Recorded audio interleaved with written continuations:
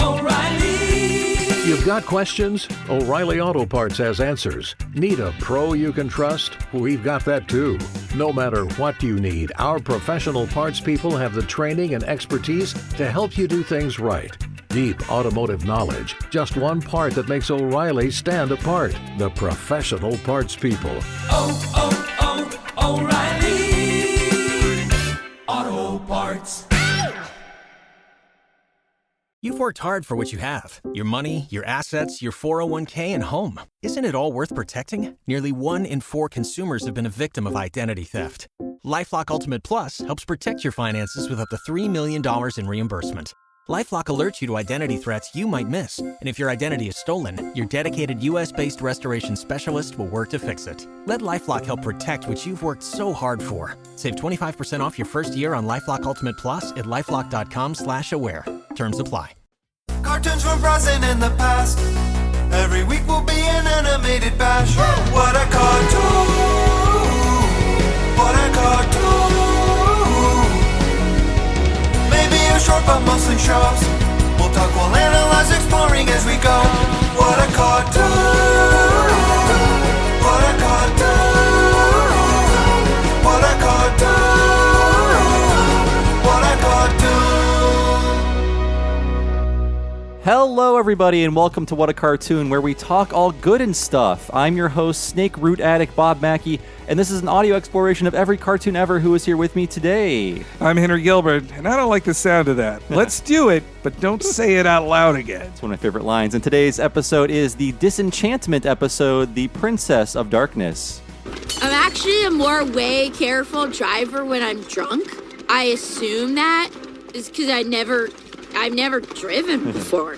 This episode aired the same day all of them aired because TV is weird now. August 17th, 2018. And yes, we're doing Disenchantment. And this is the first time we've done a cartoon before it actually premiered. Yes, you're hearing this after it's out, so hopefully you've binged it all on Netflix, but we're recording this a little before, and so we actually haven't even seen the last 5 episodes of the season. But I think this was our favorite of the first 5. Mm-hmm. We were going to do the first episode, but then after we recorded the Disenchantment review cast, which is on the Patreon and I believe also on the free feed, we were like, let's not do that. Let's do another one that's not as, story heavy or like lore heavy. Yeah, lore heavy. Yeah. There's a lot of...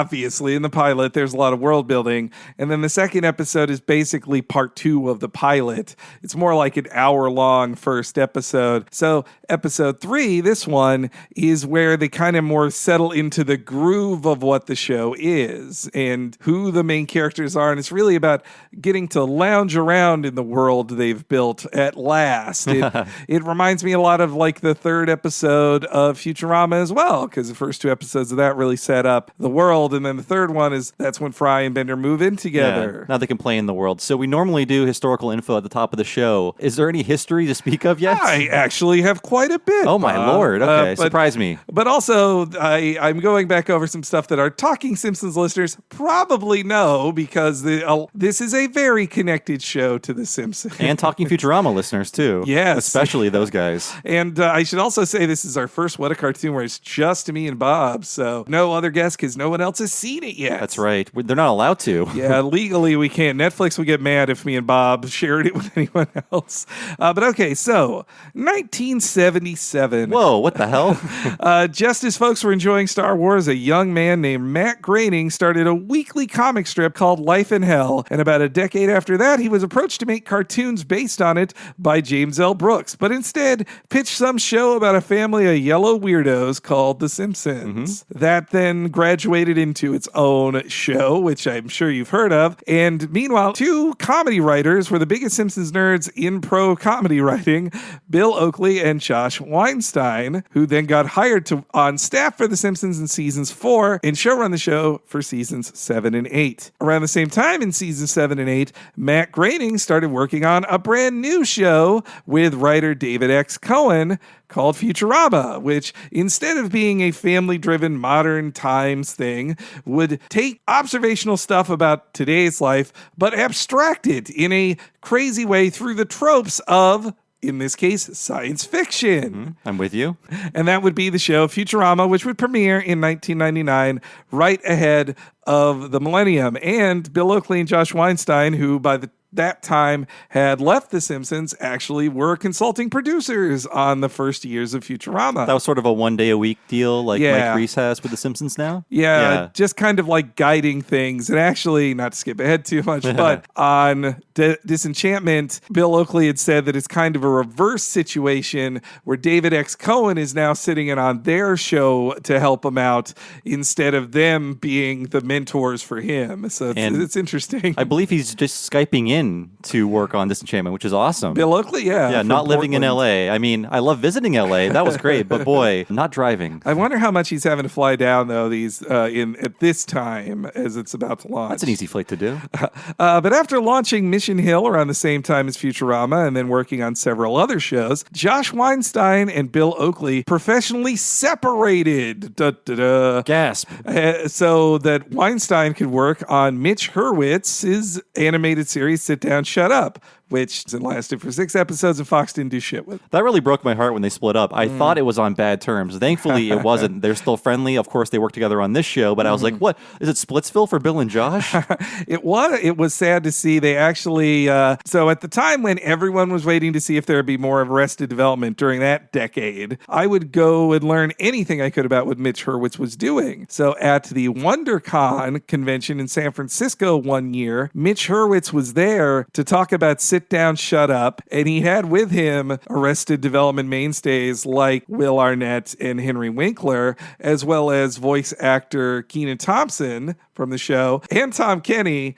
And then also there was Josh Weinstein, and Hurwitz actually sort of joke bragged that he had broken them up get Josh to work on his show. Was it some sort of contractual thing, I believe? Yes. I don't want to speak too much for our good friends, Oakley Weinstein, but when you're partnered as writers, that your entire business is built around that. Basically, you're always hired as a pair and paid as a pair. You're also, in some cases, splitting the pay that a single writer will get because you're partners. So in that case, I think that they didn't want to hire 2 guys, or they talked them down into one person being paid a certain amount and then the other person didn't want to be paid it. I'm not totally sure. Well, they're best pals again. Yeah, I would like to think that they stayed personal friends even if their professional relationship was a divorce at that time. And they have been friends since high school. Mm-hmm. Which Since is Baltimore. crazy, yeah. They have known each other. We joke about how it's all these Harvard writers that know each other, but these 2 guys were best bros even before Harvard.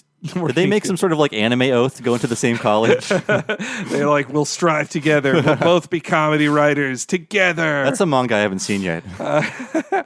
So all of that set up here to January 15th, 2016. It is announced through a press release that Matt Groening has signed a deal with Netflix to produce an animated series for the streaming service. Now, this is kind of a big deal that Netflix has been doing for the last few years. Well, I'd say even more like 6 years ago, they kind of realized licensing is a mug's game. They're paying for stuff that they'll only briefly have the rights to. They need to start paying to make stuff themselves that they'll always have the rights to. And they would do that not just with prestige series like House of Cards, but also with animated fun series like BoJack Horseman.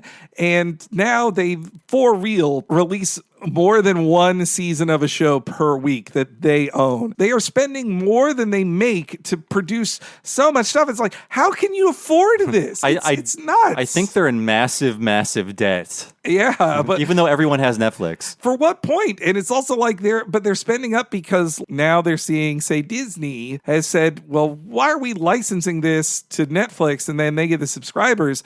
We should just have the Disney service and people sign up for that. I will if they have bonkers. If they make bonkers available to the public again, I'll do it just for the novelty value.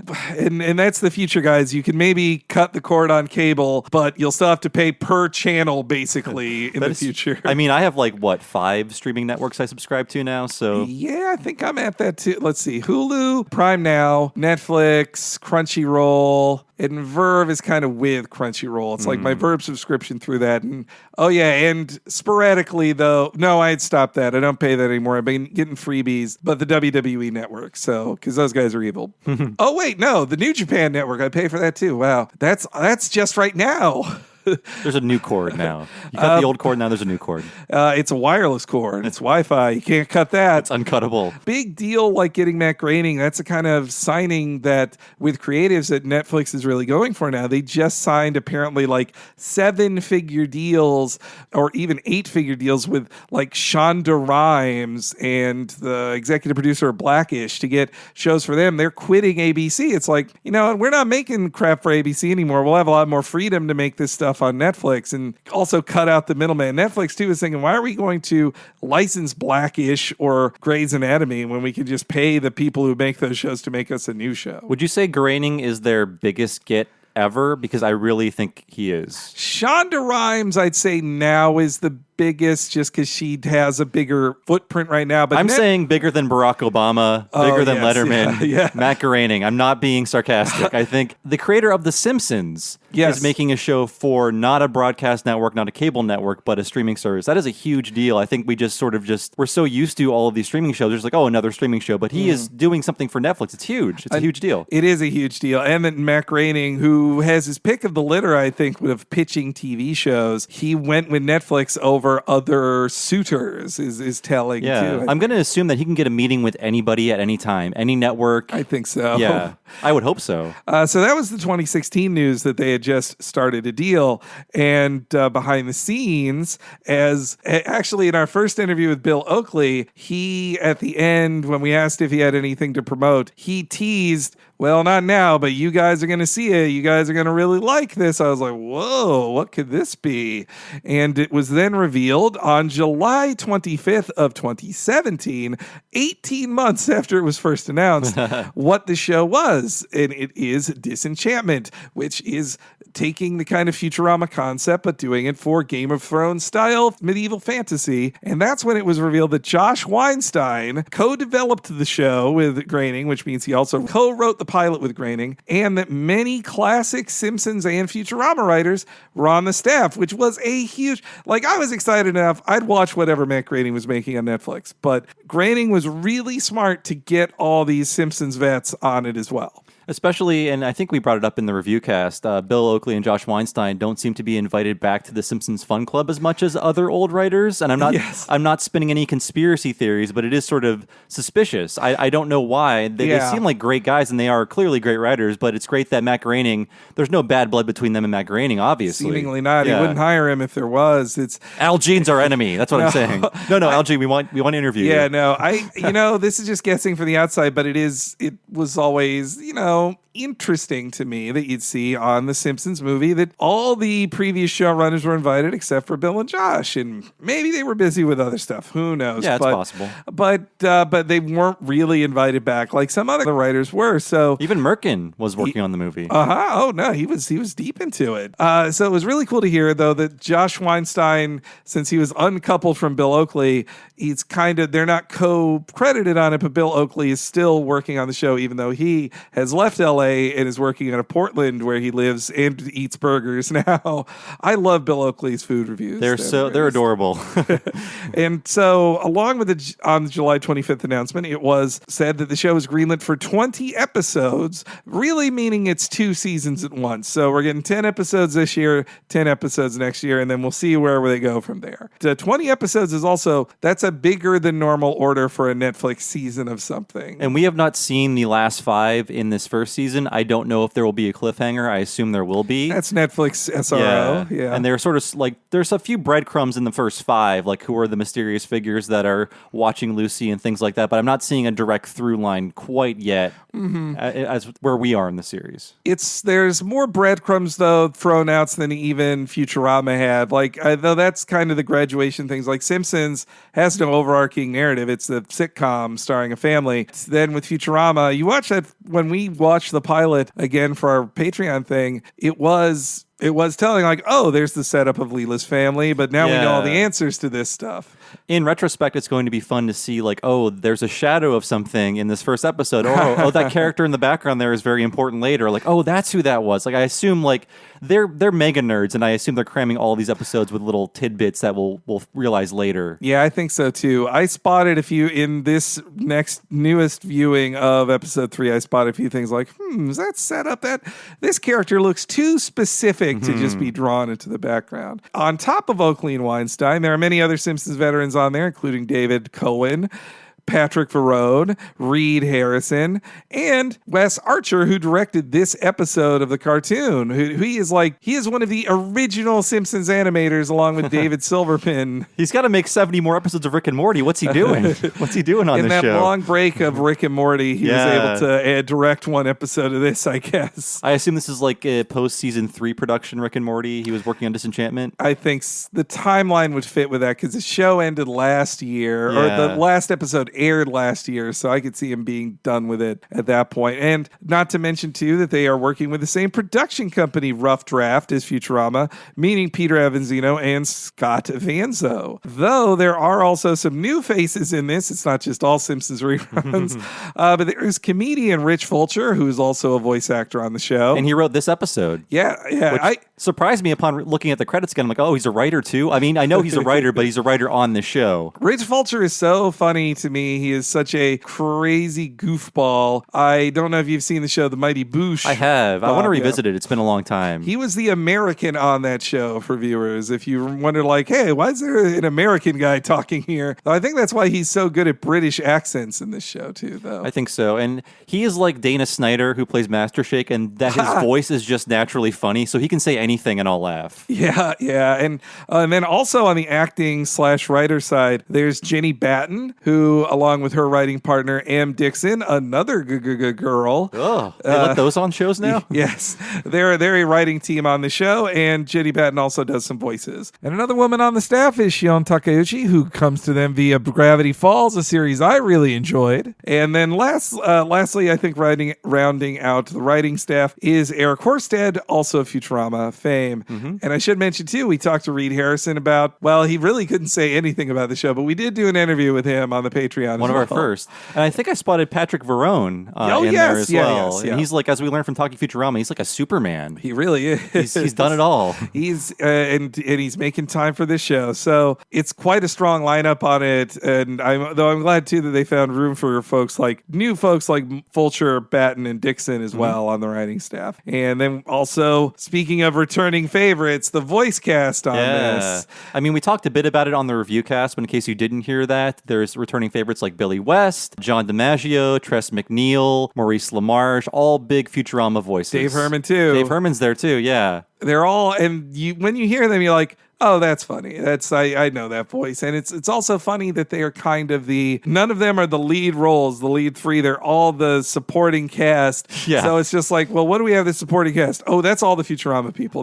We're still keeping them employed regularly. Unlike Futurama, the show is not 80% Billy West voices, which is great. It's great, but it's good to have a different kind of vocal tone to everything. Yeah, and that's in the case of the leads, who I think are cast very well. They're perfect. Leads. You've got Abby Jacobson as Princess Bean, Nat Faxon as Elfo, and Eric Andre as Lucy the Demon. I didn't really know who Nat Faxon was, but apparently he is an Oscar award-winning screenwriter with Jim Rash. Yes, yeah. It's funny now that the Jim Rash, the Dean from Community, he was starring in everything.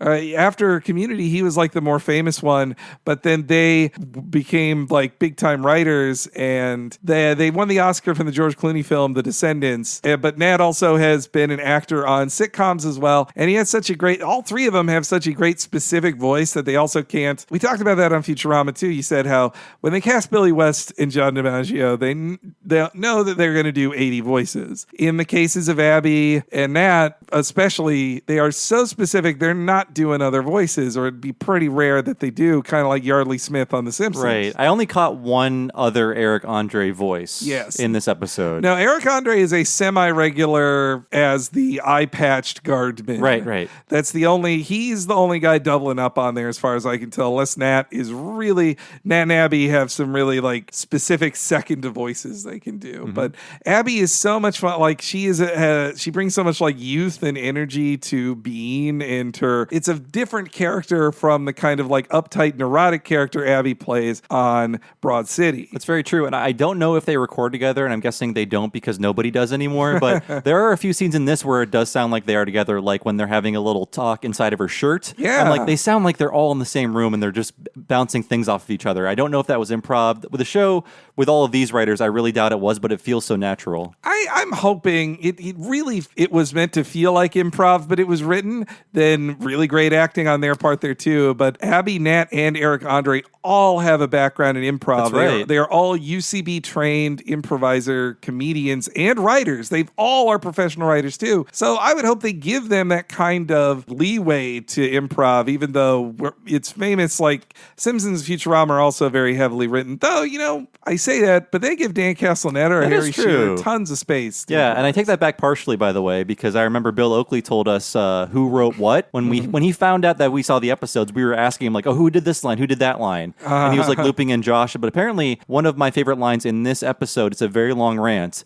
He said that Abby threw in some of her own ad-libs, too. So Yeah. I guess they did have a hand in crafting the characters as well. Oh, and there's also some really good guest voices that we've heard in the episodes we've seen. My favorite is Matt Berry. That's right. His voice is so amazing. I loved him in Gareth Marenghi's Dark Place. As the fiance of Bean? Yeah. My tired dawn. He's so hilarious. He fucks all of those walruses. That's true. And he likes it. That's his kink. I hope he comes back. I hope he's a pig. He's a pig. Now, but he can come back. They didn't kill that pig. He just sort of ran away. They killed the other guy. Yeah, that's where we are with the show now. It just premiered. One thing I am a little sad about the prospect of is that because it's a Netflix show, I wonder if there will ever be audio commentaries for this or a physical release. Some Netflix shows do get physical releases, like the Marvel shows. If you want to buy DVDs of Daredevil, you can do that. Like, same with House of Cards, because I think they recognized maybe there are people who want to gift this to their parents who don't know what Netflix is. And they won't open it.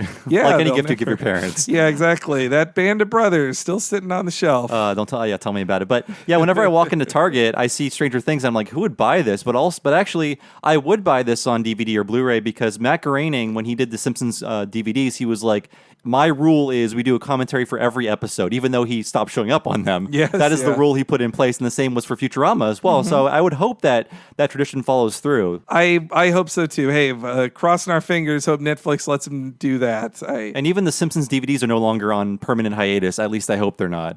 I guess that depends on the sales of the last one. You bought it, I didn't. Yeah. I need to put my money where my mouth They're is. great episodes. Season 18, everybody.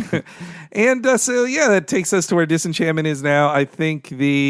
I really like the feel of those first 5 episodes. I'm looking forward to seeing more. The kind of fantasy Futurama thing really works for it. I think there's a lot of really good gags in this that just also remind me of kind of like when we rewatched first season of Futurama, I'm like, this joke is interchangeable and could go anywhere. It felt more like it came from early meetings of, if we were to do a joke about this in fantasy times, why would we do that? Yeah, exactly. What would a stretched limo in the Game of Thrones be? Or in this episode, how would a teenager do all the bad teenage things in the fantasy past? Right. But like I said in the review cast, I was so happy that they did not do the obvious parodies. If you want a really bad example of that, look at the Futurama movie Bender's Game, where it's like, let's have our characters cosplay and go through all of these very obvious parodies. It's all fan service. And I mean, if you're into that, it's fine, but I could go without them battling all of the Morks. Oh, God, the Morks. Yeah. Speaking of a joke that does not age well. But I do not like that joke. I didn't like that joke then. It just really brings me down now. But it's not that. It's way more inventive. That's why I did not like the first episode as much, because it was like not really playing with a very, very used trope. But after that, it's all super original, super fun stuff. Yeah, no, in the first episode where it's all about Bean running from a wedding that she's forced to have, I mean, that's a very fantasy archetype thing there. And same with the characters are acting more in their archetypes too, instead of really figuring out who they are. Especially, I'm really glad we did this episode because in the first 2 episodes, Lucy was like my least favorite character. I was like, yeah, I love Eric Andre, but he's not got a lot to do. He's just kind of like a jerk. He reminds me of why I didn't like Bender at first when I watched original Futurama, because I just saw him as like, he's the smoking, swearing guy. He's the bad boy. Who cares? Like, but that's why this episode, they find something more to do with him, just like they would with Bender over time too. And also in that first episode, so in with The Simpsons, there were no notes. Groening said no notes. On Futurama, they were given notes by the network, but they tried to address those notes, and they made the network even madder, so there were no notes. On this series, there are notes. Groening says, we take notes and they're very helpful. So one of the things I feel was very note-driven was in that first episode, I feel like they were trying too hard to make Bean likable, because in this episode, she is who she will be for the rest of the series. She's very naive, but not in an Elfo way, but she's also like very like crude and like into partying and drinking and just being like acting out and stuff like that. In the first Very episode, selfish too. Yeah, in the first episode, they really want you to identify more with her and make her more sympathetic. So I feel like let's hold off on all that stuff until we get out of this, setup. I think that's what their idea was. The only reason I'm sad we're not doing the first episode is just because I love all of the Elf World stuff. That's the funniest. Those were all my favorite scenes, and actually in all the first 5 were the Elf scenes. They really are the best scenes in that whole setup, yeah. Elfo is my favorite character on the show, too. I think it's funny that people... Yeah, I get it. When you see the design, he is a green part in design, but... Kinda. There are only so many faces and bodies you can draw in that style. Yeah, but it's more that he is a happy little elf who comes from the land of happy little elves, who's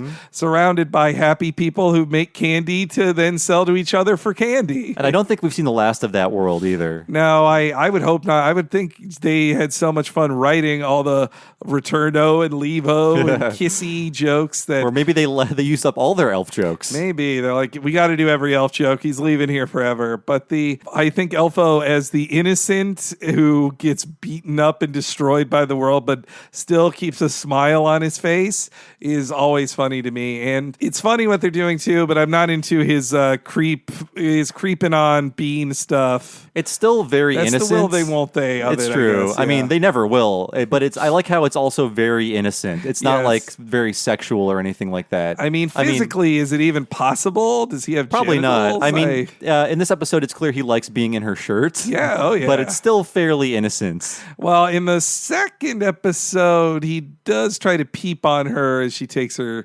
towel off. But it's just curiosity, Henry. Yeah, Elfo is pure. How dare you? Unlike Lucy, who is literally a demon. That's true. Is it a thing on Lucifer? Is his full name Lucifer? Now that you mention it, duh. Yeah, of course it is. Wow. And speaking of like mysteries they're setting up, whoever Lucy's bosses are, there's some real interest in them, and we get a lot of them in this episode too. But the setup of them in the first 2 is pretty clever, I like as well. By the time this goes live, all of our listeners and us will know the answers to these questions. That's true. I am very curious as to, I'm going to watch the rest of them when they come out on Friday and just figure it all out and see what the next cliffhanger is going to be. But yeah, I'm excited. So now that we've covered the history, I guess we're going to call it, let's roll into the episode, The Princess of Darkness.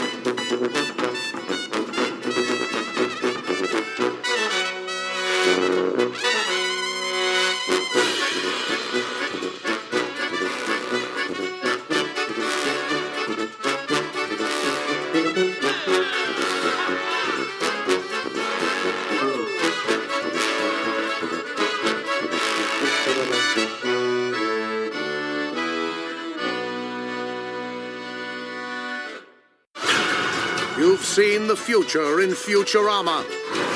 You've seen the present in Springfield. So, what's the obvious third move? The past, of course. Welcome to Dreamland. Hear ye, hear ye! Royal Court is now in session. Let's have a look at this no-good pile of scum. Weak chin, buck teeth, and wow! Hi, Dad. Disenchantment, August 17th on Netflix.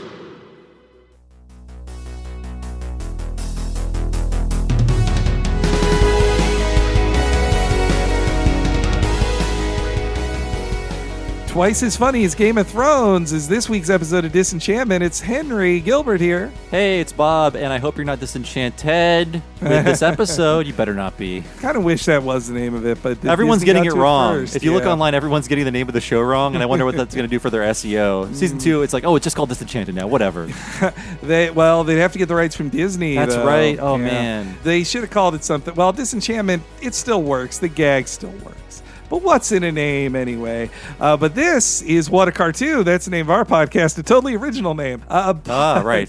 But we appreciate you guys listening, and I hope you're enjoying our slightly different episode where we're going through a brand new cartoon, not an old thing in cartoon history. We're recording it before it's actually live to most of the world, so before we've seen the rest of season 1. That is true, yes. And if you're enjoying this, you know that you could listen to next week's episode right now? Yes, you can listen to the Spider-Man the Animated Series episode, The Menace of Mysterio, if you are a $5 patron. And not only that, it'll be ad-free as well. That's right. Go to patreon.com/TalkingSimpsons. Like Henry said, you get every episode of this podcast a week ahead of time and ad-free. And the same goes for our sister podcast, Talking Simpsons. Yes, in both those cases, we put out the episodes a week early and ad-free. And we also have a ton of exclusives on that Patreon. We talk a ton about Futurama in this episode, and we do the entire first season of Futurama exclusively in this same style as Talking Futurama at patreon.com/Talking Simpsons. That's right. I believe 13 episodes of Talking Futurama, 23 episodes of Talking Critic. We went through all of the Critic last year. That feels like it was forever ago, but there are 23 podcast episodes waiting for you. That's like an entire day's worth of podcasts. You could start it as soon as you wake up and then never go to sleep. The next day you'll be out of Critic episodes. And you could listen to interviews with writers for Disenchantment, such as Bill Oakley and Reed Harrison, and you can hear about their careers up to this, including Reed Harrison telling us about working on the Pinky and the Brain cartoon. That's right. He was a writer for that as well. And Bill Oakley just serenading us with so many Simpson-y secrets. He'll be back, guys. I know he'll be back. Now I just want to ask him about eating burgers on camera. I could never eat food. I'd be so scared of sharing a video of me eating food on camera. He only takes like one bite usually, right? Yes, yeah. I mean, there's one guy I see a lot of the YouTube guys are like this, where he's just eating in his car and he eats the entire thing, and it's disgusting. Yes. It's disgusting. But you won't see any disgusting stuff like that at patreon.com/Talking Simpsons. Only the best exclusive. I will never videotape myself eating anything for you guys. That's a high tier patron. That's though at the $10 tier, you can watch a monthly exclusive video that me and Bob do. In the past, we did the deleted scenes for season 1 of Futurama, deleted scenes for seasons 5, 6, and 7 of The Simpsons, and we went through every short of The Simpsons that led up to the show. It's true, and all of our exclusive series in the future will be exclusive to the Patreon. We may unlock one more this year. Who knows? It could still happen. And we can only do it with your support. So, once more, patreon.com/Talking Simpsons. Why don't we now snort up some spider root and listen to the rest of Disenchantment.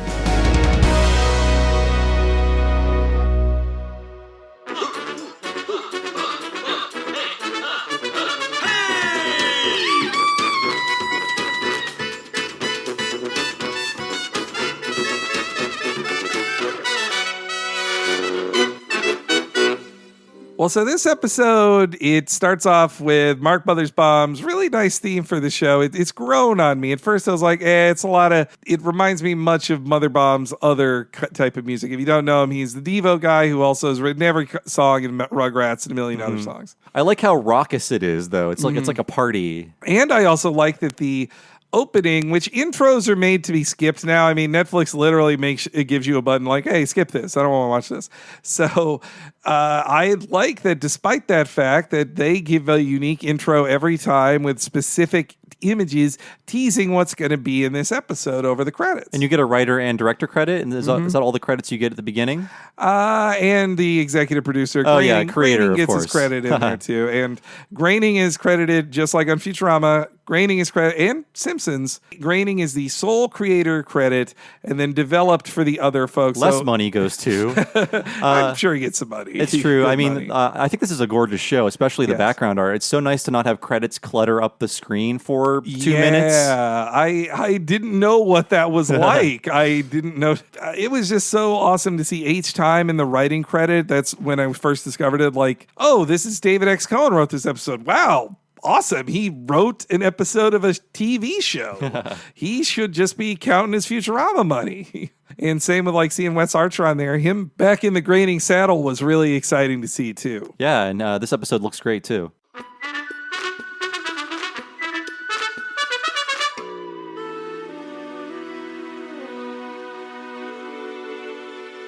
Start off with one of those type of grab bag jokes I talked about at 4 o'clock and all's well, a parody of that and how annoying that would be at night. And he has to clarify what well it means in this instance. He has a very like socio-political view on it, and it's followed up by the person like, do you know what time it is? It's 4:01 and all. Then we drop in our 3 leads. What a naughty night we had. I drank so much, I can't even remember if I drank anything. I might not have. You know it's a great night when we're still up to see the Plague Patrol. Morning, princess.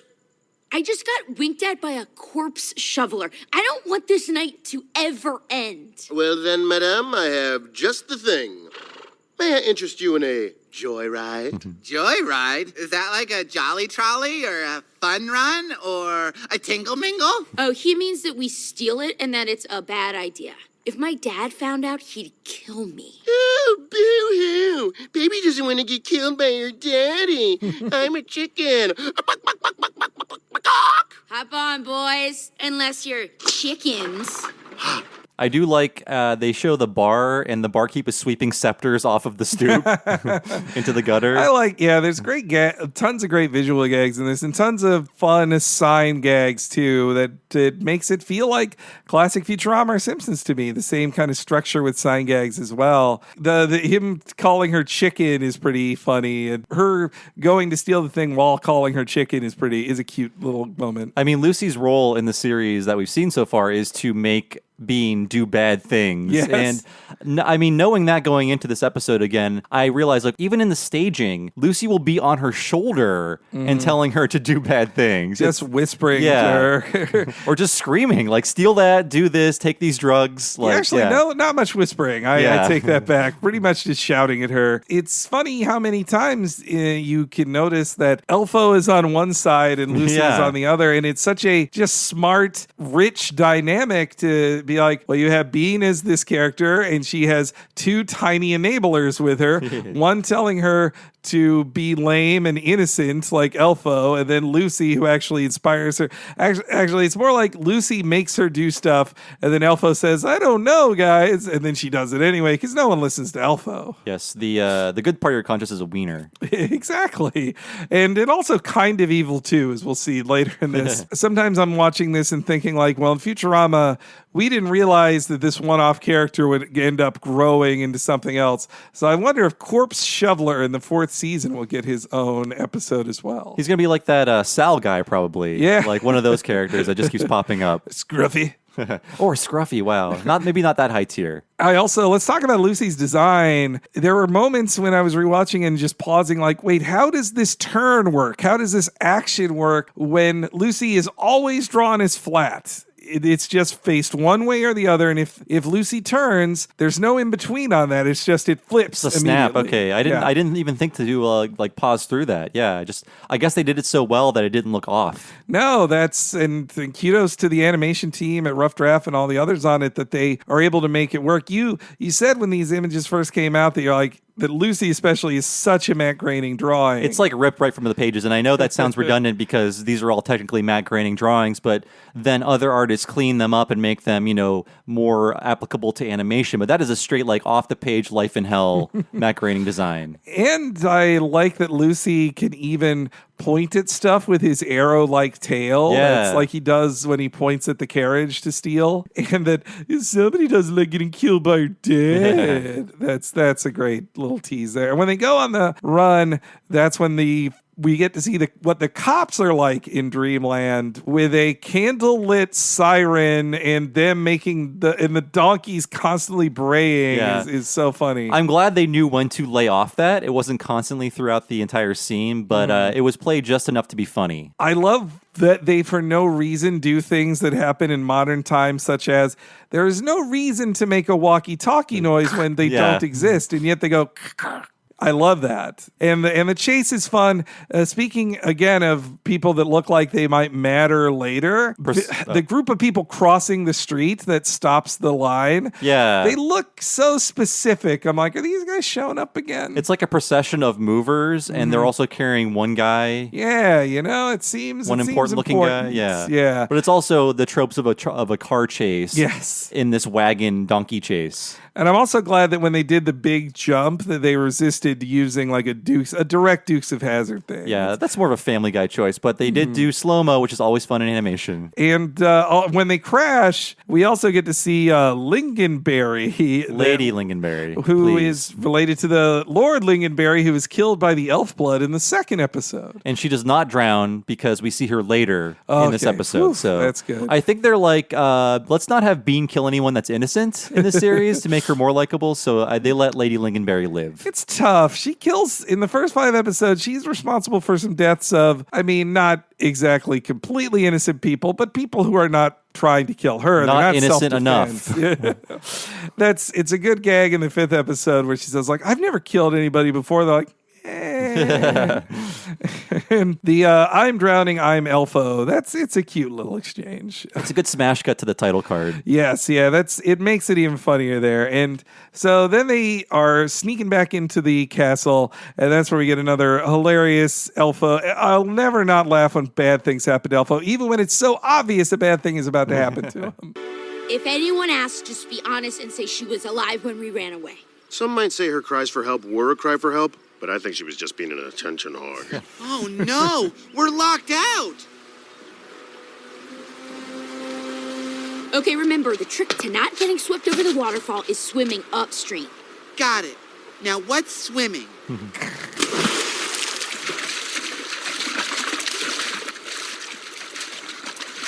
Okay, Elfo, you can do anything if you believe in yourself.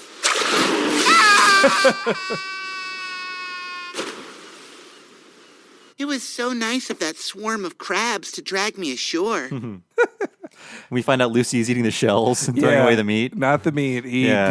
Lucy eats garbage. That's his thing. I like that implies, too, that Elfo, since he can't swim, was obviously going to drown.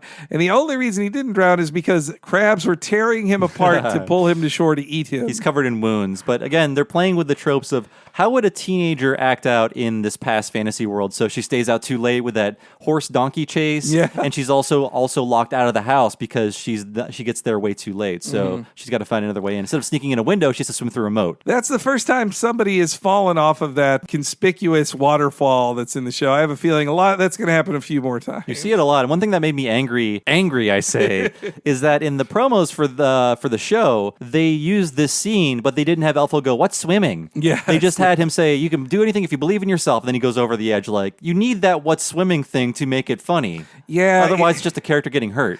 It's, as somebody who watches fewer promotional things these days, it does stick out to me when I see it before seeing it in context, and it reminds me of, it lessened my enjoyment of the first episodes of Futurama because jokes were spoiled in the endless commercials that Fox did for it. Netflix I haven't been assaulted with as many commercials. They're mainly on Twitter. That's where I see them, and Facebook. Actually, when I looked up the official ad for Disenchantment on YouTube for this, for prep for this, it then played for me a 15-second ad for Disenchantment before I watched the official trailer. I'm seeing double here. And then they decided they're going to eat the lemon from the Lemon Crusades, which was left over, and they just smash it up. They could open it from the top. They instead just smash it open and pull it out. Bean is a teenage, that too. Bart is 10. Fry is in his late 20s. Bean is a teen, like a late teen, like 19 or something. And so she's acting out in different ways as the lead character on this show. And once again, Lucy makes her get the lemon. Yep. This is when, in the first time in this episode, we get to hear from John DiMaggio's lead guy in this, King Zog. I love him. Have they no respect for the Lemon Crusades? Civilizations were decimated, history rewritten, maps redrawn. To be fair, sire, you were never going to eat it. Yeah, I heard it was sour. I don't care for sour stuff. I care about Bean. She's out of control, and I've tried everything. Yelling, screaming, everything. To think all the classy old bats in this family led right to Bean. Carousing, taking her clothes off every chance she gets. Doing God knows what with that elf.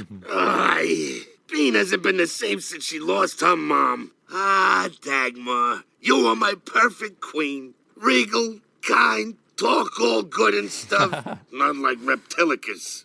Oh, he thinks I am reptile? I need some snake root to soothe my nerves.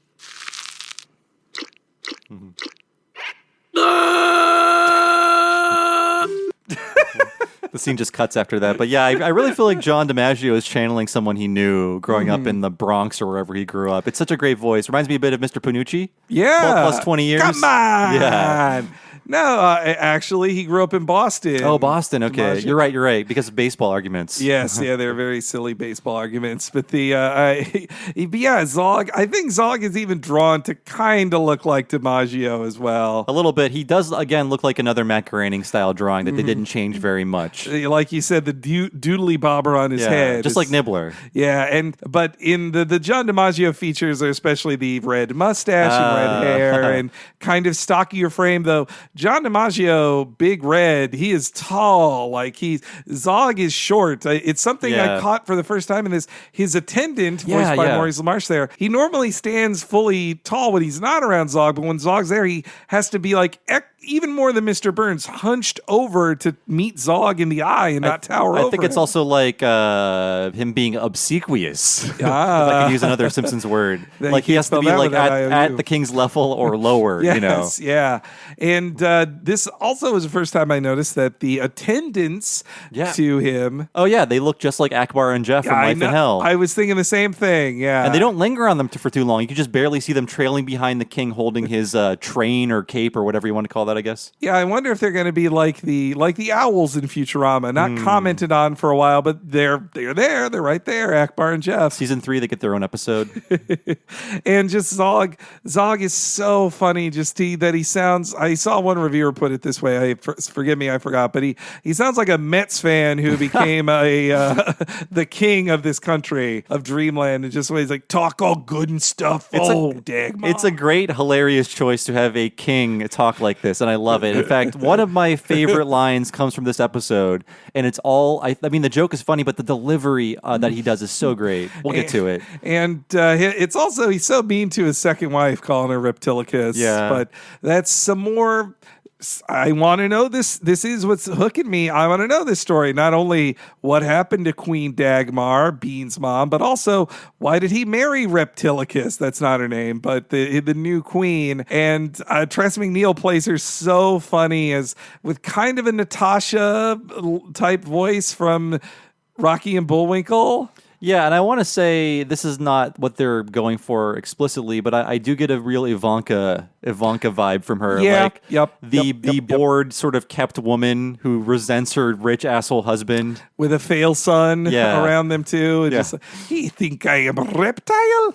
And also she's supposed to feel foreign in the way that Melania Trump does as well. Yes, I hate even thinking about that person, but I bet that's correct. So yeah, she does her drugs, and I just love her screaming. Her screaming is so great. Same with when you hear Tress MacNeille screaming again when they decide to steal some drugs. You use your curtains to escape one time, and your dad's all like, no more curtains. You know, if you don't sleep for 72 hours, you become clinically insane. So wakey, wakey, nutbag. Fine, but I'll need a little something to put the edge on.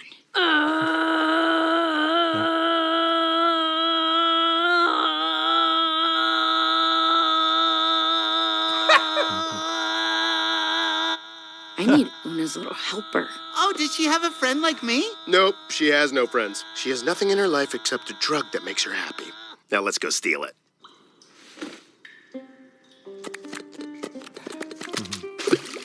Stealing from my stepmother's purse. Is that who I really am? It's exactly who you are. You're also the type to steal enough for your friends.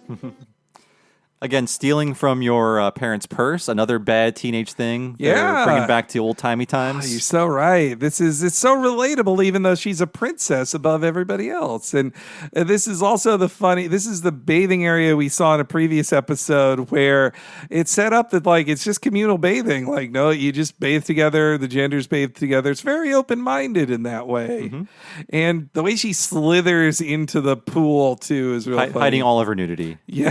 Who knows what's going on? She has with Reptilicus. I know. Clearly she can, well, I think she can make a baby with the John DiMaggio, though I get a real feel. So, Bob, I don't know if have ever seen Game of Thrones. I've watched a little bit. I haven't. This show wouldn't have probably gotten greenlit if Game of Thrones didn't exist. I think they'd make it without Game of Thrones, but I also get a feel with the Queen, the Fail Son, and Zog. It's very much Robert Baratheon, Cersei, and her son Joffrey. Though I'm hoping Reptilicus is not fucking her son in this case. You said Joffrey. I just thought it was Strangers with Candy. Yes, not the wonderful Joffrey Jellyneck. But God, let's do Strangers with Candy on here. It has a cartoon intro. It's actually a cartoon. It is. It's just a very well animated one. Yeah, I mean, I'm gonna say because I don't watch Game of Thrones and know nothing about it, I'm glad they didn't do a Game of Thrones parody, but watch episode 6 be called like Lame of Thrones, and then it will be everything Bob Mackey does not understand. But I don't think they'll do that. I swear, I don't think they'll do that. I don't think they want to get that specific with stuff, and especially you can't get specific with pop culture references as much anymore because there's no monoculture anymore. It's true. It's all just kind of dead. You got to pay for those thrones, buddy. And we also get a cutaway to Lucy's unnamed controllers, and this is the first time I noticed the establishing shot of where they live, which is kind of like British Egypt a bit. And one of them is Rich Fulcher. Yes. I mean, they just draw him to be Rich Fulcher. That is very true, yeah. He can be that character in live action. And I really like Jerry, their kind of Python-esque attendant of like, you never tell me. The peacocks don't like him. Yeah. Or he sounds like in Warcraft, you saw. Like the peasants. Yeah, the people who do your bidding. Lower class accents. Yes. And okay, so this might be line of the episode here. Well, with a future Zog one, but them getting high is pretty great. But first, it's a weird drug in that it is, first it starts as LSD and then it becomes cocaine. That's what the effects are. Yeah, you gotta crush it up and take it. It's hallucinogenic and then an upper, right? Yeah, that's what it seems like. I don't know. I'm not really feeling anything. Me either. Me either. Me either. Meter.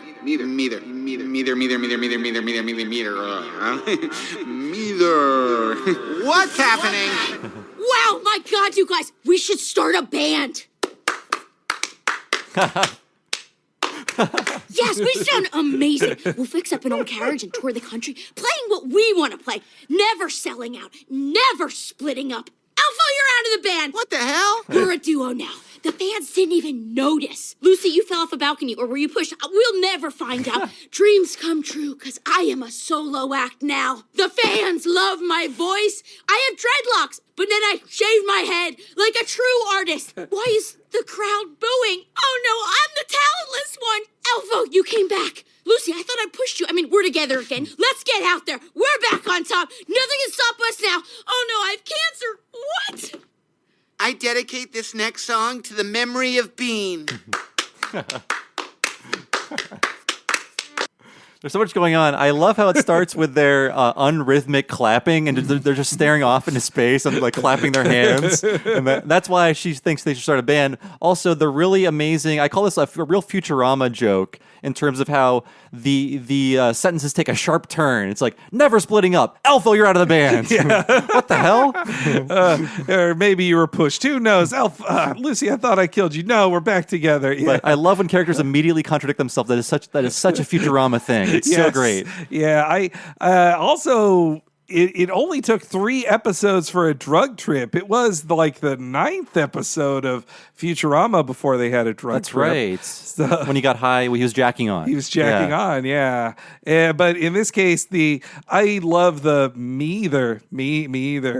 And I don't think the drugs have any effect on Lucy. I think nothing has an effect on Lucy thanks to him being a demon from hell. He's just into the clapping. Yes, yeah. Who wouldn't be? It's so much fun. But just, I also love how Abby says, or Bean says, I shave my head like a true artist. Like, that's a true artist shave their head. Shave off your dreadlocks. Yeah. And then we get the Bender scene.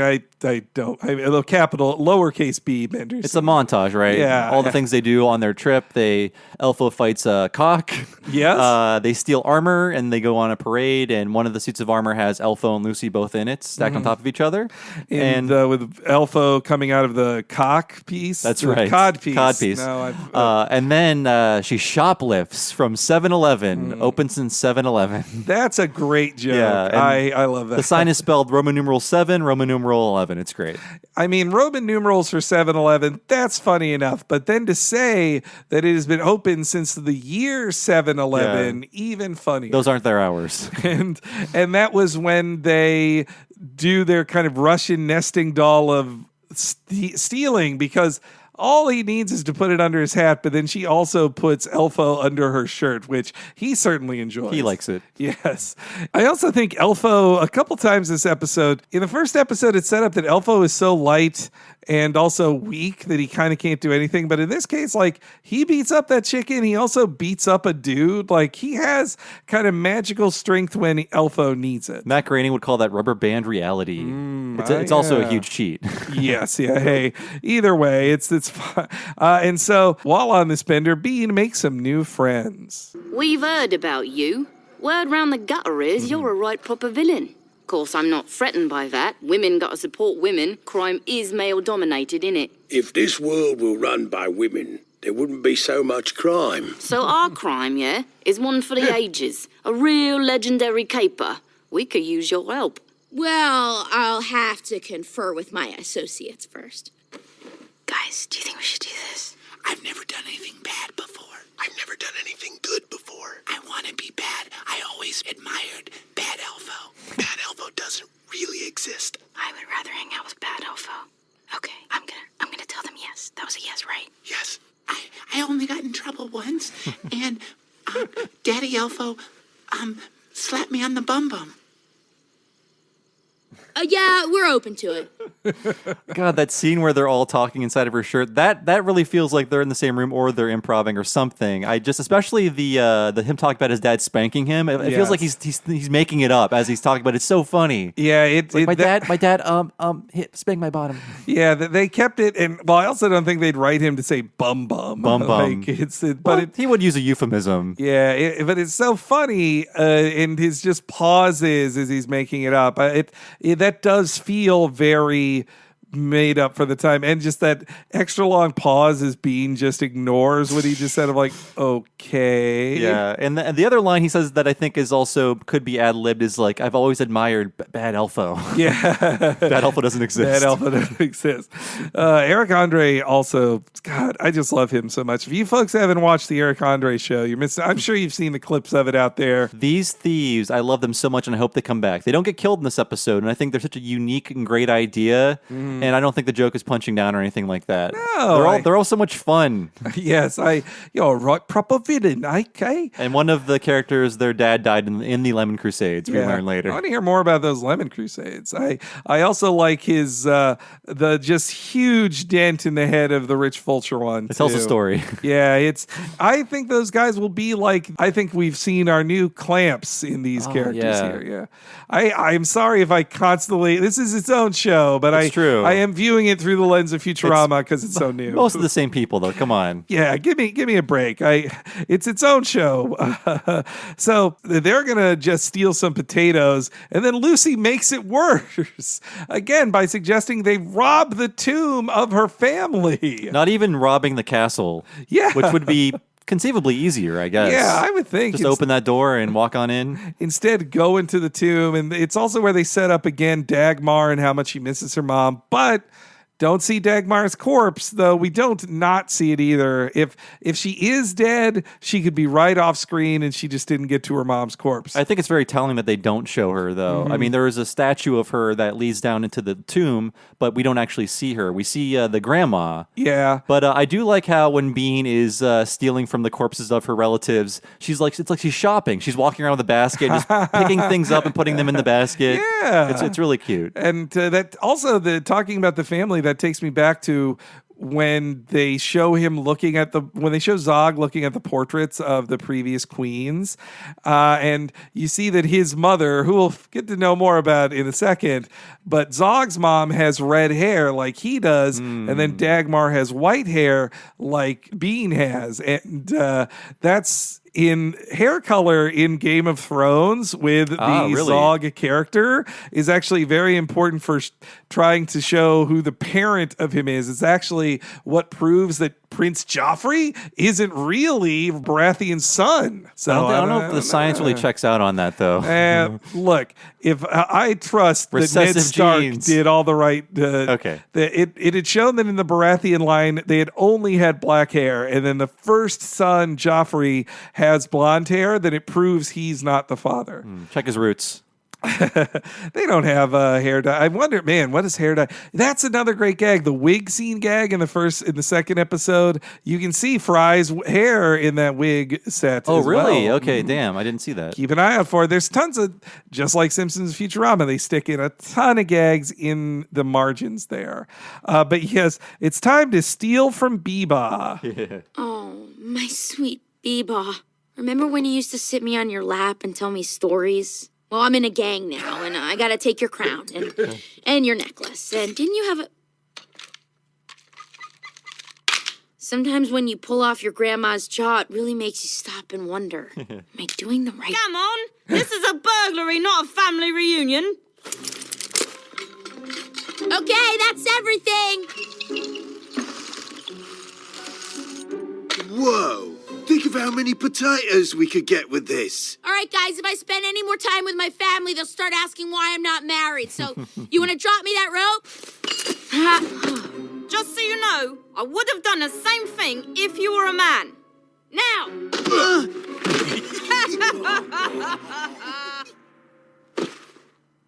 So, when are you getting married? And we have to assume the king got her out of there, or some of the guards. The guards found her in the morning, I'm guessing. Well, they didn't replace, the highway people are nice in that they don't push back Dagmar's tomb covering. So someone in the morning must have noticed that it was open. Yeah, they are redeemable, and they're going to buy so many potatoes. I love that. I love the egalitarian thieves. They're very much like, hey, it's all very inclusive. Now give me that stuff. I'm going to steal from you, or I'll kill you. And also her saying like, oh, Beba, well, I'm in a gang now, and I need to steal your shit. And pries off her jaw. Just rips it off. You see a little bit that Bean knows it's wrong, but she's also too fucked up at all points in this. She's never sober for 2 days straight. And I can understand her being, weren't we all impressionable teens who did things to impress people? I never joined a gang and stole from corpses. Yeah, I didn't do that either. But so they get captured, and we get to see, this is actually one of the first scenes that was released in the trailers for it, was Zog slowly looking up the body of the thief, and just Zog's inability to understand things as he stares at them is so funny and gets worse every time they do it. He's assessing her from the ground up, like every element. It's like shoes, legs. Yeah. In the first episode, there's the great thing. There's like, now let me look at this cake. Topper is fine. Yeah. As I move downward. I forgot that's sort of a running joke with him. Yes, he can't see things like all at once. He's got to examine every element one at a time. And he has to announce what he thinks of them. And it's such a great way of doing jokes, because you all know where this is going, where he's like, what the? but they have to delay it as long as they can. It's a great, I mean, it is like so unrealistic and so stylized. No one would ever do this, but it's great to draw out the explosion you're waiting for. Yeah. But here's just how angry Zog is. I love this. I know I went a tad wild. But what do you expect from someone who's got no control over her own destiny? So I turned to booze, drugs, and my evil little friend. Oh my God, shut up. You're weird, cat. I'll pulverize him. I'll pat him in the wrong direction. I'll put a cucumber beside him. That drives them crazy. No, not him. I meant... She meant me. I'm so bad. Oh, I'm bad. No, you're not. You're a marshmallow with legs. Stop!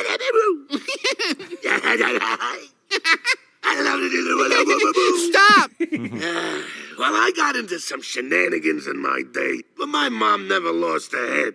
We recovered this. Oh, that's Mom's head. Mom's head! Your daughter was caught ransacking the royal tomb. You stole stuff from our dead family? Oh, I don't even know what to yell at you. You take it. Why you? I order. If I weren't so fat, Shut up! She gets the point. Bean, go to your room while we decide what to do with you. And take Elfo, so I know you're not having any fun. And Lady Lingonberry is in the audience there. Yes. I think she's still wet. She's one of the 9 victims of them, which Yeah. I think when I counted it, 2 of those puppets have to count as the victims for it to be 9. Oh, okay, wow. That's the count that as I take it. But he even says a goddamn it, which you can't do that on Fox. That's true. It's one of 2 goddammits I noticed in the first 5. And I love the very Marx Brothers-y, my mom would never lose her head. That's my mom's head. My mom's head! Yeah. Oh, God. And also, he's like, he holds up the wanted poster that just has the slightest strand of a mustache drawn on it. He's like, you can't tell me this is my daughter. And that he knows that Elfo, everybody sees Lucy as a cat, which they have to do for plot purposes. Otherwise, they'd just be like, why is this demon always around you? We should get rid of it. And they accept very readily that Lucy can talk. Yeah, like, it's your talking cat. I mean, in the world of Dreamland, what is a talking cat, really? It's true, yeah. I think, I think that makes him kind of like Felix the cat a little bit. Which, knowing how much Matt Groening loves oldie-time cartoons and Felix, it could be intentional. Yeah, perhaps. Bender's chest door is very much like Felix's bag of tricks. Oh, my gosh. Direct reference, I believe. Yes, you're right. And also, it's classic John DiMaggio just sounds of like, that's another running joke in the series is that people tickle Elfo until he gets really offended by it. Yes, Stop it! he can't help it. But also that he knows that Elfo is no fun and that she hates being around him. So I wonder though, how did Bean officially get magically linked to Lucy? Was it by opening the gift that she receives in the first episode? I think so. Yeah, there was no like oath or pact or anything. She just opens that package and then they're paired together. But I think Lucy just like, no, you're stuck with me because I'm here now. I literally can't leave you. And I think it's good too that they set up that Bean enjoys the stuff that Lucy talks her into doing. It's not that she's forced to, it's that she's just easily suggestible. And I think any teenager with a demon on the shoulder saying like, come on, do it. Do it.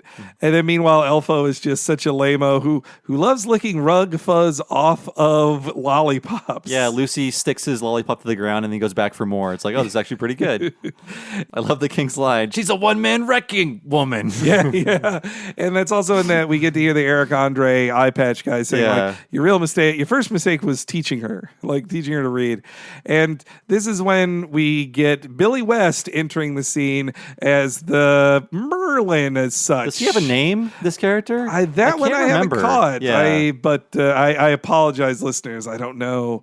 But here's his voice. That don't exactly explain why she desecrated sacred remains. Don't worry, Ma. I won't let her get away with it. Oh, we can spout crazy theories all day, but science suggests a more logical explanation. That Bean is possessed by a demon. Oh no, they're on to us. They'll know exactly what we're up to. You don't even know what we're up to. Oh, every day you say you'll tell me, and you never do.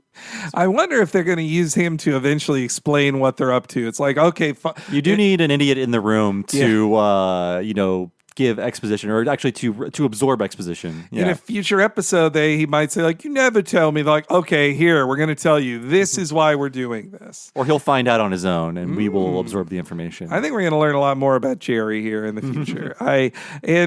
The idea that it's so great that they correctly guess that she is possessed, but they cannot identify a demon when it's right in their face. And it's just that Billy West is really, I'm sure it's like two different guys who have been dead for 80 years that I don't recognize he's doing the voice of, but it's a really good specific voice for Billy. It feels like I think it's like a combination of different old-timey actors. Like it feels a little James Mason-y, like a little touch of James Mason. Especially when he goes like, of course. Yeah. Of course. He goes about testing out 3 different techniques on her. First smoke, then magnets, and then shaking. No demon could survive this preposterous degree of jiggling. This is not good for my hangover. Oh, yeah, that's it. Crank harder. You got him on the run now. Woo! Work those scrawny nerd arms. Jiggle that demon back to hell. Nice. Alas, the demon remains even after the application of all 3 sciences. All 3? Even smoke? Indeed. We scholars like to think science has all the answers, but in the end, it's just a bunch of unprovable nonsense. So now what? I suggest something based more in reality. Religious magic. An exorcism, huh? I don't like the sound of that. Let's do it, but don't say it out loud again. 2 amazing jokes in that. So I got confirmation from Bill Oakley that the even smoke line was David X. Cohen. Okay. Yes. I love that. Even smoke. He's so incredulous that smoke didn't work. There's also a really, really great little line delivered by Merlin. Your talking cat's here to keep you company. Now let's find that demon. Yes, yeah. And Lucy then says, meow, all right. Yeah. And I like how we just heard the him sarcastically cheering Merlin on. Yeah. I like how he eventually just gets tired of it. You could see his eyes go half-lidded, just like, shut up. And it felt very Eric Andre to say, noise. Yeah. Not nice. Noise. And her getting shaken about as she has a hangover. It's fun to see things happen to Bean. When bad things happen to her, it can be funny. And that line that I know you love is like, I don't like the sound of that. Let's do it, but don't say it out loud again. It's so, it's such a great, I've never heard that joke before with that turn of phrase. Yeah. You've heard that in so much fiction of just like, I don't like the sound of that, but let's do it. Instead, it's like he'll do it, but he doesn't want to hear the word exorcism. It's not even an expression. He just doesn't like the sound of it. Oh, that's another of my favorite Zog lines where he says like, he mentions a rodeo. He's like, do we have rodeos? What is this now? And is that like he said it's not my first rodeo? Yeah. There's a play on that too. It's great. And also in that as they're doing that, they're taking more blood from Elfo, which is them showing that even though you thought they finished the whole elf blood thing in the first episode, they're still taking his blood, just slowly. It's funny that they still make him sit in a cage like he's going to escape. He's like, I got a cookie. Yep, but he has to be in a cage. Yeah. And he seems fine with it, Look at us down on the floor. So they call in Big Joe. Oh, this is all so great. So before, Henry, you were telling me, not to call you out or anything, you were telling me you weren't completely sold on the animation. This is what really made me buy into how good this show looks. All of the Big Joe stuff is just glorious and beautiful and beautifully lit, and the colors they choose are so wonderful. Like, it is so nice looking. I don't know. How do you feel now? It transforms into a horror movie so easily, and that kind of, I agree with you, Bob, it kind of shows the flexibility of the animation style and that it's not all like flat or anything. I guess at first I was comparing it too directly to Simpsons or Futurama in that the characters seem lightlier detailed than in Futurama or Simpsons. And you've got characters like Zog and Elfo and Lucy who are just like very small, low on details compared to characters in Futurama. So it made me think like, oh, is this on a lower budget or less detailed? But then when you see the stuff they get, especially with Big Joe, he's teleporting around in the lightning. I mean, that is when like in terms of animation, it's not like a lot of animation, but him just sort of teleporting closer to them with the lightning strikes and then just appearing in front of them.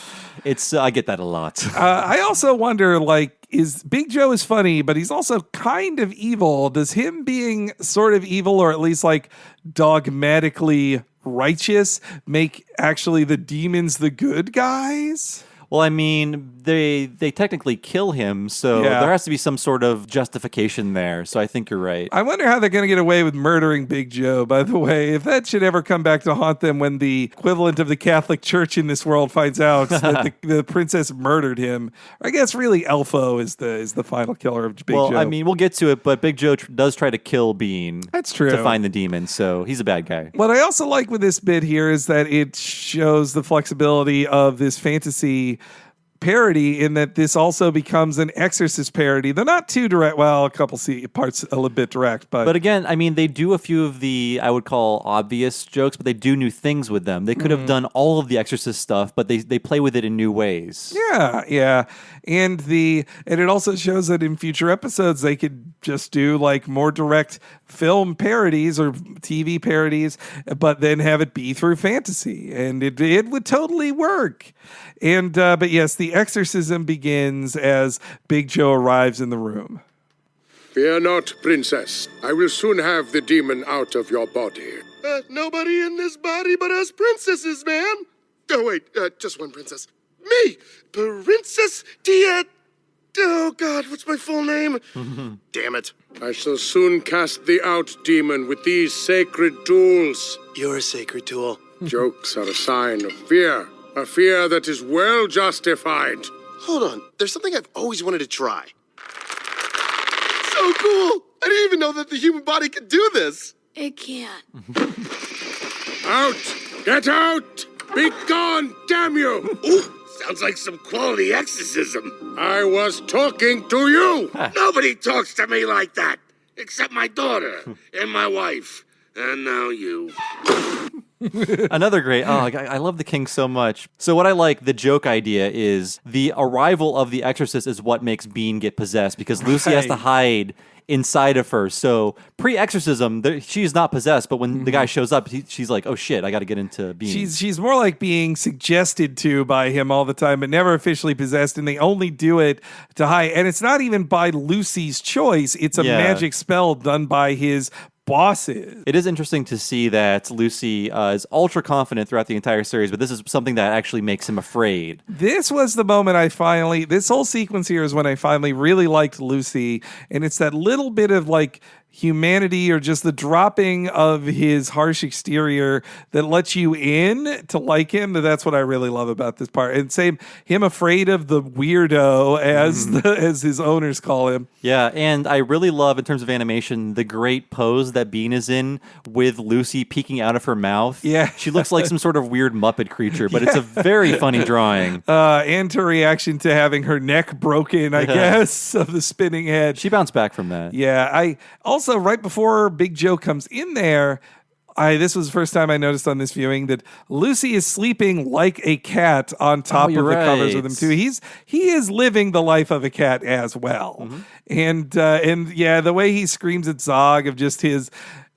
Zog in the first two episodes is almost too mean for you to really like him, but in this episode it's more like, I love my daughter. I just don't understand her. And even you think he'd say no one speaks to me except everybody. I know, except that you are. You feel more for him because he's shit on so much, but he is much more of a dick and a monster in the first two. Yeah, and also in the fifth episode too when he throws her out. And the bit with him putting chemicals in his ears to make steam come out of them. Reacting far too late. Yes. But so Lucy is resistant to it and just kind of mocking him the whole time. But eventually he gets exorcised in a most unexpected way. Fire doesn't hurt demons. You're only hurting Bean. Exactly. Once the flesh is burned away, the demon is revealed. Flesh burn, demon return. Dude, she needs her flesh. Great. You're gonna make me be the good guy? Ugh, I hate that.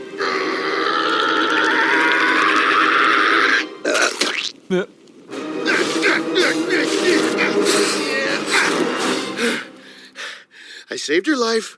Now I can go back to ruining it. Gotcha. You can't do this, man. I want my lawyer. I I'm in here. Don't say anything. What happened? You have been exorcised. Don't forget to take it easy today and drink plenty of water. I love how all the demons look in the bottles. They're very fun designs that, again, remind me a lot of Matt Groening drawings. They've all been like liquefied. They're kind of like liquid in there, but they also they remind me a lot of the Pac-Man flatness as well, especially when they're talking and the empty space in their mouths. Yeah, out of the side of their head, they're talking. It's great. And so that's the moment there that you see that Lucy let Bean die and be burned to death by this person who doesn't care. No, he will not. I feel that's a cover. I think he's not allowed to let her die. I think part of the rules of his thing are like, look, you can torture her, but she can't die. You have to prevent that if that happens. I think they're also leaning towards Lucy is actually starting to like have a friend too. Like Bender, his first friend ever. Yeah. Of all my friends, you're the first. And but he also has to make sure she doesn't think he's gone too soft and that the audience doesn't think he's gone too soft. So he says, like, I'm only doing this so I can make your life worse. Yeah. That's why. I'll save your life so I can ruin it. That's right. And so they're taken away, and Elfo and Bean are getting used to their new Lucy-free life. So is Lucy really gone? Well, it depends what you mean by gone. If you mean carted away, never to return, then yes. Well, maybe it was for the best. Life with him was fun, but I probably would have been dead in a few weeks. I will miss how he always pointed out my foibles and mocked me ruthlessly. But we'll be okay. You'll be amazed how much fun I am on my own. That's not a daisy. What? You put a dandelion in the daisy basket. So? So, we're making a daisy chain, not a dandelion chain. Why even bother to call it a daisy chain if you're just gonna... Oh, God. I'm so sorry. I lied. I'm not really fun. The pressure, it just got to me. And then the pressure to sustain the lie. Oh, God, it was a nightmare. We have to find Lucy. I like this perspective on Elfo in that he's also sort of a type A personality when it comes down to it, because he grew up in a very regimented society where everything was just this very clockwork, schedule of everything and happening. They have that world seems so nice, but they have very specific rules about everything. I mean, in that elf world, if you're allowed to be weird if you're weirdo, but if you're Elfo, you're not allowed to just make out with some girl or leave your job. You just box candy all day for candy. That's your job. Yeah, same with you're so defined by your job, so it makes sense that he would passive aggressively tell someone how to correctly make a daisy chain and what you need for that. Him just giving up, and it shows too that how without Lucy there, he would drive Bean crazy. Bean would murder him in a minute without Lucy there to counterbalance it. Elfo also is not going to have a chance with Bean if he doesn't have Lucy around to help with that situation, as we'll see in later episodes too, which I gotta say, again, when Elfo is a creep, it's not even him being a creep, it's that he's a total dick that reminds me of like how young men react to crushes the wrong way, where he's just like, oh, hey, are you making out with this guy? Meh, I'm gonna fuck this up. Very possessive. Very much so. I don't know if you have this clip, but another one of my favorite King Zog lines is coming up. It's like, oh, sweetie, I could see the sparkle in your eyes is gone. Yes, I don't have that clip. That's okay. It's another, again, you're going to hear this a lot when I talk about the series, but I love just the sharp linguistic turns that they write in these actors' deliver so perfectly. You're like, what? Oh, okay. Wow. That was great. And the right in the foreground is what I'm assuming is Bean's brother, and I wonder when we're really going to get to know this guy. He's right there. I mean, pardon my foggy memory, but do we see any other shots of him? He's like, yes, I think in the 5th episode when Zog is sitting with Reptilicus watching over the execution, he's sitting there too, but to my knowledge, he doesn't say any lines. Okay, yeah. He's also eating a giant pile of pancakes too, which, hey, man after my own heart there. We will find out, or we will already have found out. But so I think it's telling that Bean is making these good decisions when Lucy isn't there. That's when she decides to do the right thing and help her friend, and actually also go fight against the highwaymen. Maybe it's because Lucy's not there to influence her. I'm going to assume that if Elfo was taken away, Lucy would be like, don't rescue that dork. Absolutely not. He's no fun. Yeah, he'd be like, no, let's just keep stealing stuff or drinking. Let's keep doing that. Meanwhile, Lucy is hanging out with some other demons. It's our first time we've met other demons in the show. So there I am, possessing the Duchess. And she has the nerve to drop dead. And I'm like, now where am I going to live? Rude. Well, if it isn't Stacey Ann LeBlanc. It's LeBlanc. Yeah, it's French. Like I said on our first date, nothing could be worse than this. I really enjoy that the demons are all of this 2D flat black creature design. Yeah. They're all of that model. It's not that maybe there are different types of demons in hell, but it seems like you're only a flat pitch black demon if you're in hell. And I love too that all of the little clothing accessories given to a couple, like Stacy has a Miss Pac-Man bow, and the lawyer has a tie. That's really like one of the few ways you could tell a cartoon's gender. Yep, yeah, a bow and eyelashes. That's how it's presented, man. It's that's when Bean decides to go on the road and save him, and I wonder if it's foreshadowing when she says they're probably going to try to kill you at some point too. He's like, what? She's like, never mind. As they get on horses and ride on their way to the mountain, they run into some old friends. Yay. Look what we caught in our little trap. What, now you're highwaymen? Highway people. We're a gender-neutral kleptocracy. And we'll be taking these nice horses. They go well with me neck sparklies. Hey, that's my grandmother's necklace. Or your grandfather's. This isn't a gender thing. It's Beebaw's, and I am taking it back. A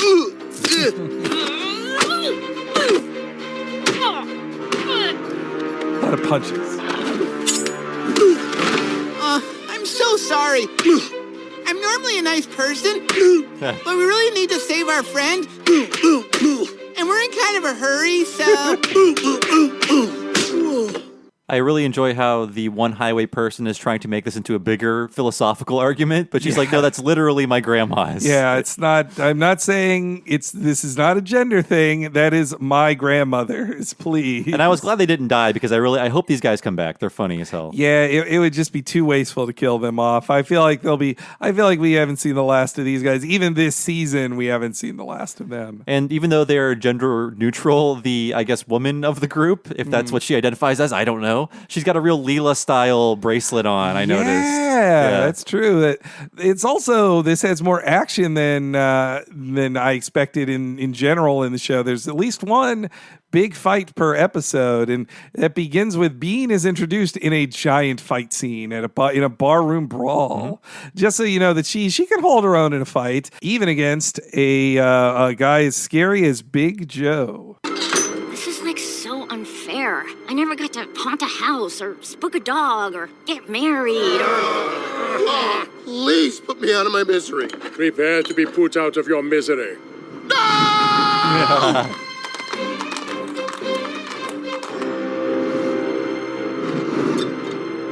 Angelus Domine persequens eos. I possessed your mother and she loved it.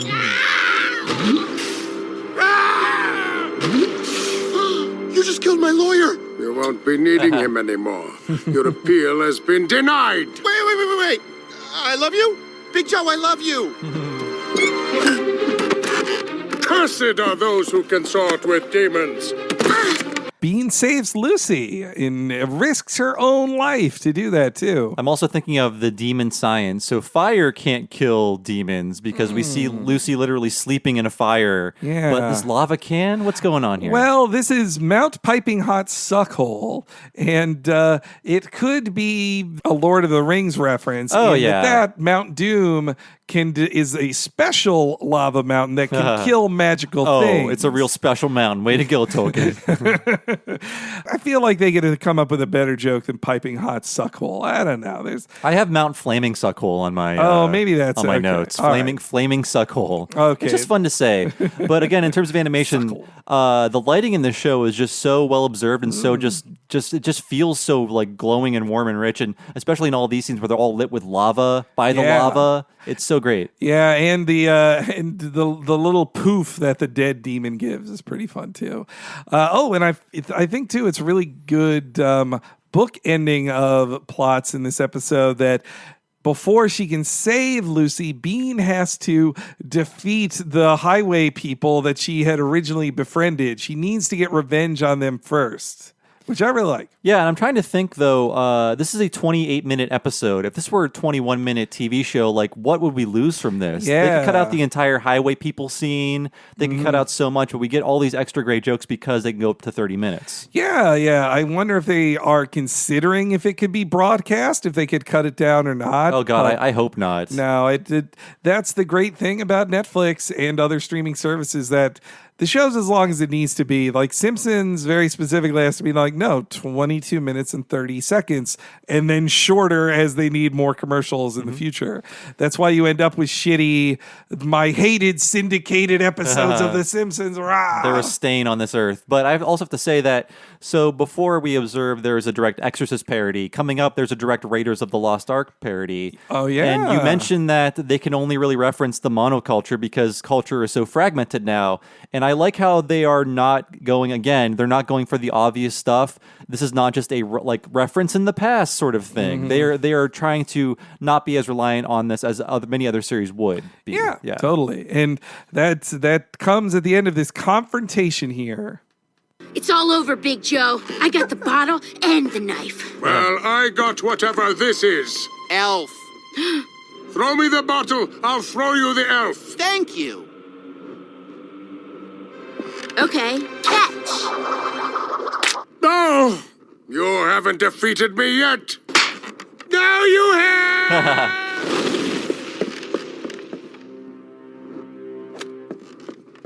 She risked her own life to save the demon. Remarkable. She's come along faster than we ever dared dream. So I put in that bit there of the demon masters because they have kind of a parental vibe to them. I mean, it makes me wonder, what their intentions are? Are they doing this to corrupt Bean, or are they training her in something? And does this have anything to do with Bean's mom? We don't know. Again, in the comments, people, we have not seen the rest of the show. Yes, so I realize that we're probably going to find out come Friday. Maybe. They could be saving it for season 2. You never know. Yeah, it's true. And arms getting cut off, amputations happened quite a lot in Futurama, so continue that here. And they're always so clean and bloodless. Yes, yeah. It's not as funny if a bunch of blood gushes out, or if Big Joe were to just scream in pain. And you do get to see that Big Joe is definitely a villain of not only that he would have killed Bean to get the Lucy out of her, but that also he's just if you're consorting with the devil, I should kill you. I'm going to murder you right here. I like how Elfo kills him with his own arm. Yes, the arm that gets knocked off, or sliced off rather, and then Elfo carries the arm with him. Elfo and Bean kill a lot more people than Lucy does. It's true. He's not an active participant really in most things. But Lucy is the catalyst for all the killing. Very much. He gets them into these situations. Yeah, and that includes killing people to free him. He gets freed, and he's not the only one. No. Just pull out the cork. Ow! Ta-da! Did you miss me? Yes, but never fly into my mouth again. Hey, what's that rolly-waggony sound?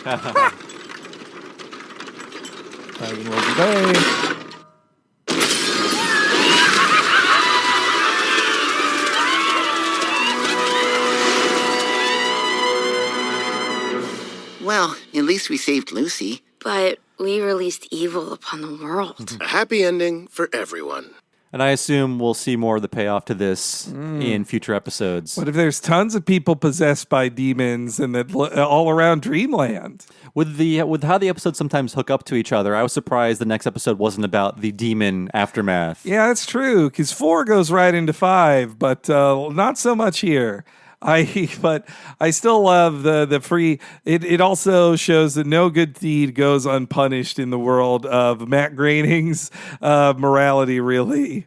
And it is sort of smart plotting to set this up because Elfo removes the stone to smash the jar open, and that the stone is what's holding the wagon in place on the side of the mountain. Only Elfo would be stupid enough to remove the rolling and not know what a wagon was, or that was a brake for the wagon, or that he could just pull the cork out of the bottle. Yes. Too. And even as Lucy's screaming, he's like, they still don't stop to think. They're like, no, we're dropping this rock on you.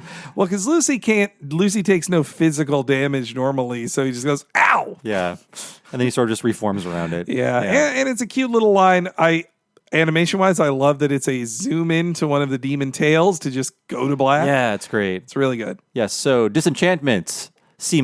Try harder next time. No, of course, we love this show. Yeah. It's great. I thought I was like, oh yeah, I'm into the show when I watched the first 5. Revisiting this and taking notes and just really digging into all the jokes and everything, I'm like, oh, I am so into this. And I hope the next 5 that we haven't seen as of this recording are going to be just as good as 3, 4, and 5, and maybe 2. And then the second season even better than that. Yeah. As Futurama, The Critic, Simpsons, all these shows have taught us, the first season is like, if the first season is good, then the rest of the seasons are even better. And so when you start off this well with characters and situations and a staff that is fresh to you, or relatively fresh, then as you get more into your groove and figure things out, it only gets better. So if this is the 3rd episode and it's this good, I really have high hopes for where the show is going as well. And I have to say, it was a really bold choice of them to put our email address in the middle of the screen for the entire episode. I mean, that's great promotion, and we barely know these guys. I'm kidding. Those are on our screener, so in case we leak it to somebody, our fingerprints are all over it. Yeah, so we didn't leak it. If it got out there, you'll know who it is from the email address. It won't be ours. Seriously, folks. I thank Netflix very much for sharing us the media shit for it. It was really cool. I hope we can work more together in the future. Yeah. And I got some Netflix t-shirts out of the deal. Too. In a Netflix bag. I don't want to make any promises on here, but we've already interviewed some folks who worked on Disenchantment before it came out when they couldn't really tell us anything. Now the information is out there. I hope that we can interview people who worked on the show and to really get a feel of what happened in the writer's room and the sources behind jokes in this. I would love to know. It's funny when Bill Oakley was sort of hinting at this and saying, the big thing is coming, guys. And then immediately, I don't know, a week or 2 later, they announced the Futurama iOS game or the mobile game. I was like, oh, was that it? I mean, I'm sure it's fine, but I'll never play it. Is that what he was hinting at? But it wasn't. It was this. And I thought it was that too because there was so much original animation for the ads for that game that I figured, oh, maybe they got David X and those guys to help write it. That's obviously they wouldn't be making a new television show. Nobody gets to make television shows anymore, especially not my favorite writers like Bill Oakley and Josh Weinstein. I assume that whoever made that game saw that tapped out money on the table and was like, give me some of that tapped out money. Oh, that game it's not even a game. It sucks so much. People ask me about it. I'm like, no, it's awful. It's a money pit is what it is. A fish tank that you feed to see references. You can just watch whenever you want normally. I've never played it. I don't intend to. I've already wasted enough money on Clash of Clans, which I know is garbage and I shouldn't be playing, but it fucking got me. Sunk cost fallacy. I love it. Exactly. That's how I live my life. But thanks for listening, folks. This has been What a Cartoon. I've been one of your hosts, Bob Mackey. And in case you didn't know, this entire podcast is crowdfunded by listeners like you. So if you go to patreon.com/talkingsimpsons, you can find out how to help our show. At the $5 level, it's a very popular level. We have so much bonus content that is exclusive to patrons only. It will never be free. Never, I say. So including Talking Critic, Talking Futurama, so many interviews with Simpsons writers and artists, and monthly community podcasts. Just so much bonus stuff happening at the $5 level. If you sign up now, there'll be, I don't know, maybe dozens of things you've never heard before. And if you sign up, you'll get a nice little code. You drop that into whatever you use to listen to podcasts, and you can integrate our bonus podcast into your podcast listening lifestyle. It's that easy. It's patreon.com/talkingsimpsons. And if you can't afford $5 a month, even $1 a month would be a nice little tip to say thank you for producing quality audio content. Henry, could you please tell folks out there what are 2 really cool things on the Patreon that are new they should check out if they want to give at the $5 level? Well, Dan McGrath, who worked on Mission Hill with Bill Oakley and Josh Weinstein, as well as The Simpsons, and he also worked on King of the Hill, He did an interview with us, and he doesn't do many interviews, and he told us a ton about his time of working on The Simpsons and all those other shows.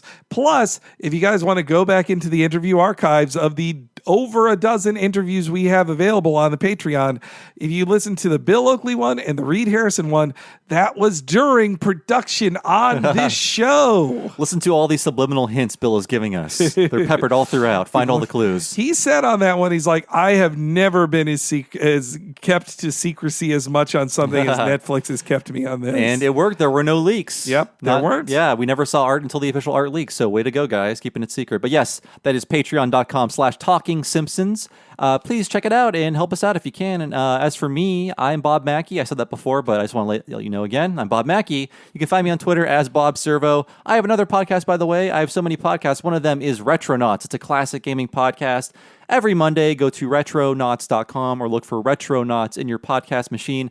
It's a classic gaming podcast. We've been doing hundreds and hundreds of episodes over the past 12 years. I recommend you find a topic that you like, download the corresponding podcast, and then subscribe. For the love of God, subscribe. Smash that subscribe button. Thank you so much for listening, folks. Henry. HENEREYG on Twitter. You can follow me there and find out when every new thing goes up in the Talking Simpsons universe.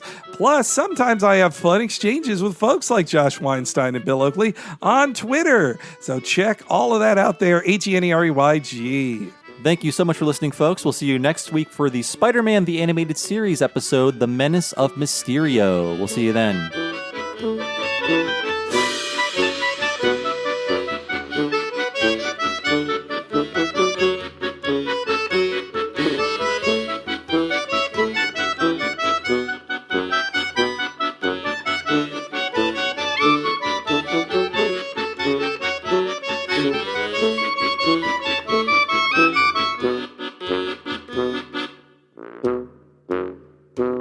This has got to stop. Oh, come on. You know you enjoyed it. Yeah, but it's gotta stop. What? I'm your demon, baby. We're magically linked, like lollipops and rug fuzz. It's fine. Listen, just stay away from me for a while, okay? Go ruin someone else's life. Huh? Okay. Maybe I will. Ow! Now I feel better.